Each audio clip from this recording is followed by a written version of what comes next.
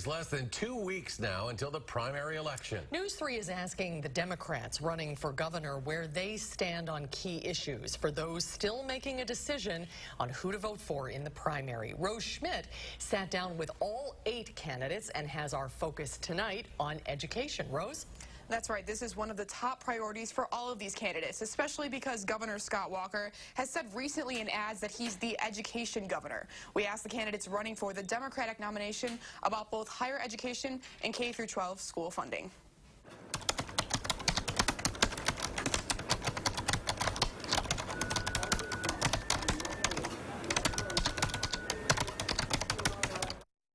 Freezing tuition is great, but we have to make sure that we have the best UW system that we can, and we have to provide tenure for professors.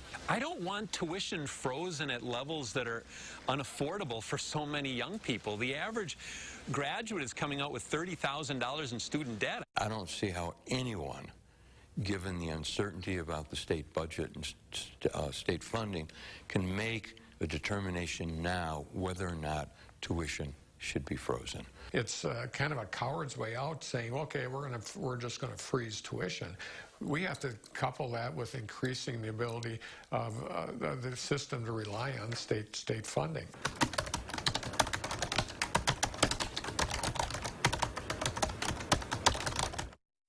We have to have a new formula for state funding for our public schools. It has to be built on a formula that's based on population and household income, not on property values. We're making sure we're having a significant increase in funding for kids with disabilities. We've froze that for a decade. We can no longer afford to do that because it just it pits kids against each other. I would pass a constitutional amendment that will require the state to pay 2/3 of all the school districts' budgets across the state, and then we would fully fund education once and for all. We've got to change the school funding formula so that the money going to schools is more based on student need, not just property value.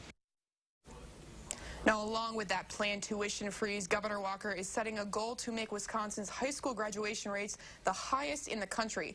Democrats have criticized his education record. Now, be sure to tune in to News 3 at 6 to hear from the other 4 Democrats, Kelda Roys, Josh Pade, Matt Flynn, and Kathleen Vinehout. You'll find all of their responses on our website, channel3000.com. Rose Schmidt in the newsroom. Rose, thanks.